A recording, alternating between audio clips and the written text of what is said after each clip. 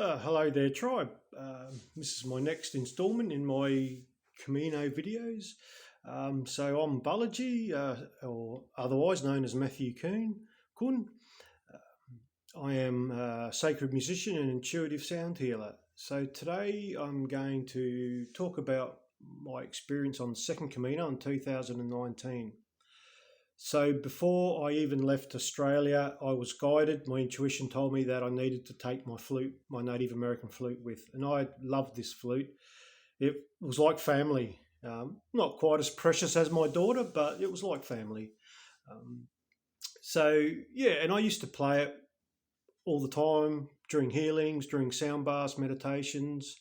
And I even got to the stage where I used to play it with one hand and I'd be drumming on my Mother Earth drum with my right hand. And I'd always get people come up and say, "Oh, how are you drumming and playing the flute at the same time?" And yeah, so it was in the beginning, it was a bit of fun, but I actually found it quite powerful um, and able to make some really beautiful music simultaneously. Obviously, I didn't have the full range of the flute with only one hand, but yeah, it was still pretty cool.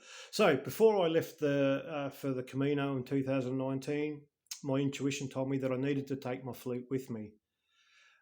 And even before I actually left Australia to go, my guidance, my intuition again told me that the flute was not coming back with me, which at first I felt a bit sad about. But as I've learned over 18 years plus of doing spiritual healing work and working with sound and honouring and not relying on, but really trusting my intuition and guiding me through healing work and anything that I do. Everything I do is done intuitively. So yeah, I didn't know when or where, and so I spent 7 weeks walking across northern Spain, and I got to Finisterre, which is the most northernest part of Spain, and the end of the old Camino, or the original pagan pilgrimage. So I was staying in this albergue, and there was this German guy who happened to be there, and he was doing sound stuff, and he was really good. He could play the didgeridoo. He'd actually been to Australia, and he did that real powerful throat. I can't do it; hurts my throat. But we all do things our own way. So he did that real throat singing that a lot of the Tibetan monks and that do. So anyway, so I was lying down, enjoying receiving for a different. For something different, receiving in the sound bath, and I was just lying there, and I went, "Wow, this guy's really good," and then just took me off to other places. And then during that session, I just knew that this was the guy that I would be gifting my flute to.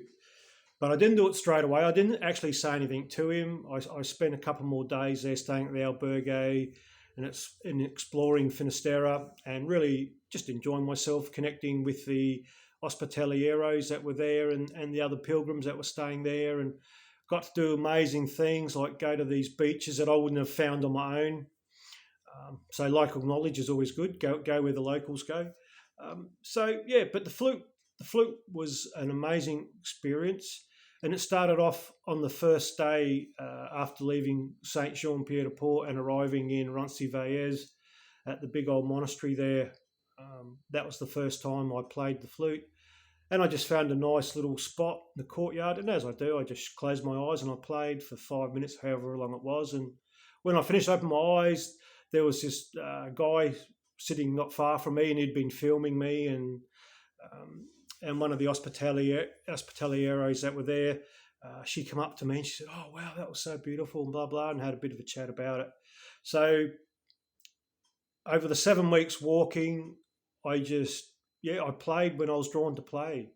There were times I'd be walking along and up a mountain, out in like the Meseta. There was one place on the Meseta, and the Meseta is like 200 k's of where I grew up. It's just flat, dry wheat fields.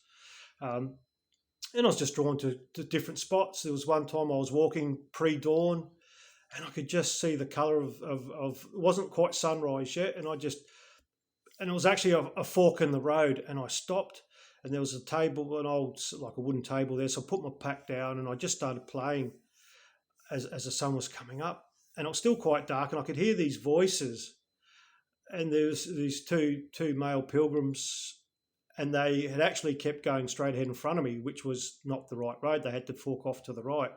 And I sung out to them and just said, hey, blah, blah, blah, the turn off's there. And they doubled back and thanked me very much, and they kept walking. But it was just simple little experiences like that. And the connections I made, I was in Zabiri, and there's a river that goes through. It wasn't very deep, and there was a rock right in the middle of it. And I remember just walking out and sitting on this rock and playing the flute. And this Korean guy, he'd film me, and he'd come up to me afterwards when I come out of the river.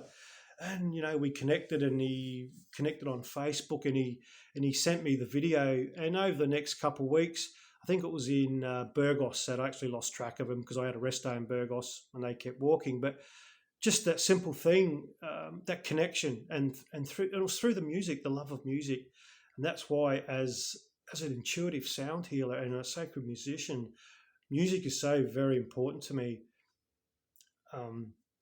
But the flute, it was just an amazing journey. And again, I could spend an hour just talking on the experiences that I actually had with the flute and the connections that it had, and how it actually touched people, and actually quite astounded me at how many people had never heard of the Native American flute, or had never actually heard it being played. So to end this video, I ended up gifting my flute to this guy Peter, and even his story was a lovely story. So he was a German guy living in Spain. He had a Spanish partner, and they'd had a child together, and these were actually quite remarkable people. They were living totally off grid, so they had no electricity, no running water.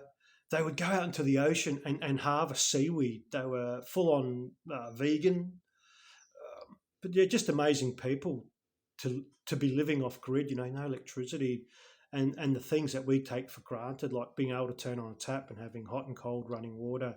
So quite amazing.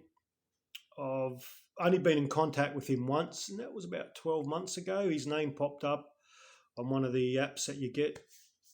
And I actually asked him if he'd done anything with the flute, because the idea what he was talking about was he wanted to make his own flutes. And at that stage he had it.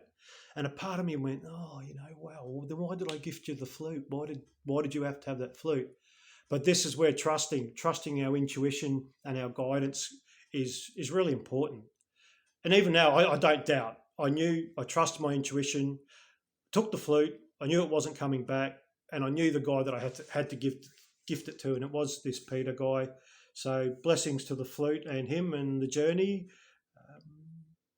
I think that'll do it now. I'll sign off and I'll get this posted. So much love and blessings. I'm just going to quickly add, I know this is about the Camino, but just on a personal note from what I'm doing, I've had some great revelations coming to me, again, my intuition and guidance I also receive.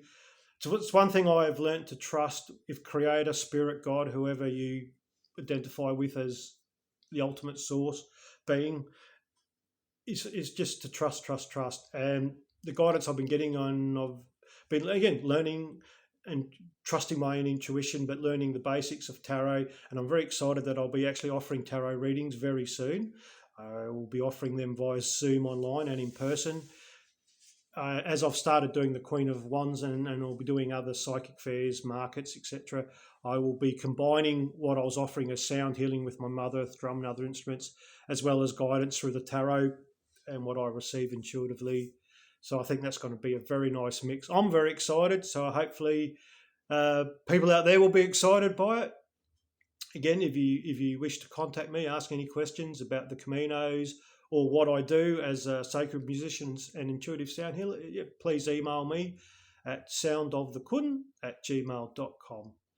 Okay, much love and blessings.